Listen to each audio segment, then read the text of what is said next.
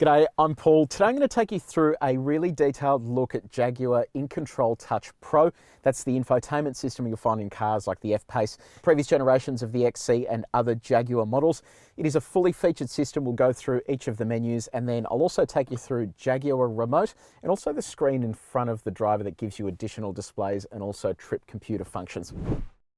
Let's kick things off over here. It's a 10-inch screen. It's a touch screen as well. All of your interaction is done on the touch screen. There's no center iDrive style dials. Let's go through the navigation menu, and this is where it gets a little bit confusing here. So you have navigation like any other car. That works fairly well. Where it doesn't work well is on cold starts. So when you first turn the car on, after you directly hop into it, you can't really put any addresses in because it takes a while to boot up. So that's a little bit frustrating and sometimes a bit laggy when it wants to be, but then other times, like right now, it's fine. It's all working nice and quickly. So a little bit confusing. Traffic overlays. Yes, it has traffic overlays, except you have to be paired to your phone through Wi-Fi, which is what I've done now, or alternatively, in the center console here, get another SIM card. So the car already has a SIM card for the remote services, but you then need to buy your own data SIM card to get things like traffic and to use the embedded apps. So it's a little bit confusing that you have to have two data SIMs on the go. But from there, it's very straightforward to put addresses in, and you can go through looking for points of interest. You can put your home address in. So it is fully functional. It is just a little bit clumsy in terms of the way that it works. Embedded into the system as well is Apple CarPlay and Android Auto. We don't have an Android phone, but I do have an Apple phone, so I'll show you what that looks like. It's a widescreen setup, works pretty well. It's just not super high resolution, which is weird. I would have expected some of this stuff to be a little bit sharper. But outside of that, it's just your standard Apple CarPlay integration and all works really easily. To get back to the Jaguar menu, you just press Jaguar, it takes you back to the native inbuilt system.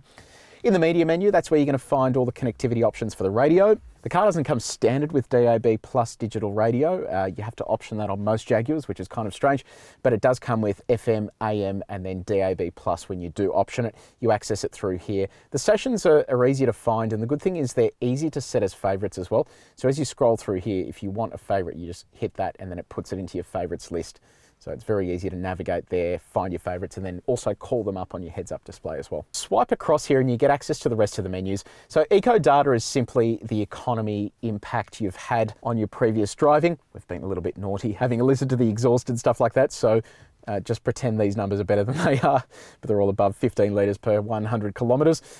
You then also have access to a web browser built into the screen. It's not the best thing in the world. It's a little bit slow and can be cumbersome at times. Let's try visiting the best car website in the world. See how long that takes to load. Okay, there it is there. We'll try scrolling now as well. You can see it's a bit laggy and kind of displays weirdly as well. It's adopted half a mobile format and half a desktop format, so not a huge fan of that. I don't know why they bother integrating web browsers when they don't actually look that good. This I find fascinating. There's a flight tracker randomly built into this, so let's give this a shot. We'll see what this looks like. So we'll go here and go by routes from, let's just go Melbourne, MEL.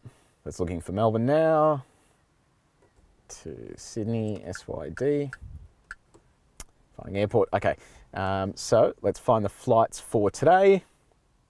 Okay, there it is there. See this flight arrived late. There you go, some fascinating information. And then weather, of course, which is very handy to know what the weather's going to be like where you're going or even where you are right now. So you can see here that it is, as the screen crashes a little bit. Okay, that's not great. So you can see stuff like this. Clearly, they've integrated all of these things, but then it randomly crashes every now and then, which kind of doesn't fill you with confidence in the way that it works. You can option ambient lighting. So this car comes with the LED configurable lighting, and in here is where you change all the colors, the brightness, and when it comes on and off. But dynamic eye is specific to SVR cars, and you can see when it is in dynamic mode, if I flick that across, you can configure exactly what the car's doing in terms of the suspension, the engine, the exhaust note. They've also got a lap timer. You have a G meter built in and then a throttle position sensor as well. So as you press the throttle harder, that goes up and down. Well, that's handy information if you ever do take the car to a racetrack.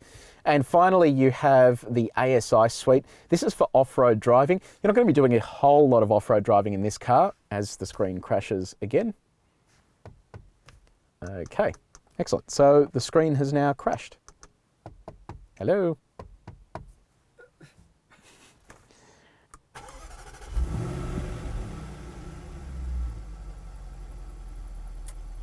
Oh no, screen's back, I hope. Okay, yay, the screen's back. Okay, so I just disconnected the phone and it's now kind of working a little bit better. So I don't know, maybe there's some compatibility issue there with Apple CarPlay and the way that it talks to the screen. Anyway, where I was before it crashed was the off-roading screen. If you do decide to do some off-roading in this car, even though you won't, this is where you're going to find information about the surface you're driving on, with some handy camera angles here to show you what's going on around the car. And then finally, you'll also find the low friction launch, which is just a feature that gives you a little bit of extra slip as the car takes off, but then won't overcome the wheels with torque, which will cause it to spin and do silly stuff. So I'm going to show you the 360 camera, but I have to start the car first to show you what it looks like. So once you press this button, it brings up the 360 camera. And then when you select reverse, it will adjust the views automatically to suit what you're going near. And then you'll see the parking sensors pop up on the side there as well. But there is a really cool function here I want to show you. It is the trailer reversing assistant. So you get yourself set up with a trailer. Let's just say it's got 2 axles and it is 250 millimeters wide, 40 millimeters across there. And then what it says is make sure the car is aligned with the trailer, because what it's now going to ask you to do is put a target on the trailer. And what this does is allows the car to recognize where the trailer is, so that when you do reverse with it on, it will automatically reverse the trailer into the parking spot for you and you won't have to do anything. Finally, the system comes with voice recognition. This actually works quite well. So when I press this button, it comes up with the voice menu and then it allows me to pick what I want to do. I can enter full navigation addresses, ask it to call people. It's quite intuitive and it understands a lot of voices and a lot of weird phone names as well. Let's talk about the Jaguar Remote application. This is one of the few applications for these cars that works quite well. So when you open it up, it presents you with information about the car. So you can see how much fuel is in there, the weather at the location where the car is, the range, the odometer, and the status of the car. So whether the doors are open, windows are closed, you can remotely lock and unlock the car from here as well. And then you have a map that shows you where the car is and directions to your car. So if you're at a music festival or something, you can find your way back to the car if it's in some weird car park or some big field. On this screen here, you can remotely start the car. So if you do want to get the climate going, you can push this button, it'll send a command to the car and switch it on. But be careful, don't remotely start your car if it's in a garage, because this has a petrol engine. It is going to make toxic fumes and it's not good for your lungs. Next up, you have trip history. I love this function because it shows you where you've been, how much fuel you've used in your last journeys, your maximum speed, your average speed, and the efficiency. Don't look at that bit. We've used quite a lot of fuel because I love the exhaust sound. Next up is details about the car, such as your VIN number, registration number, the ability to call Jaguar assistance.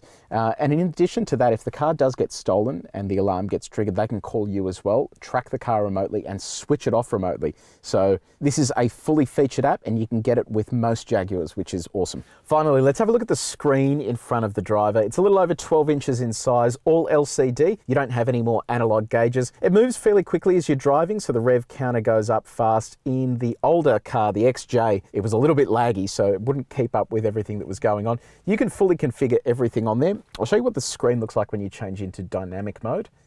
You can see how it goes all red as soon as that happens.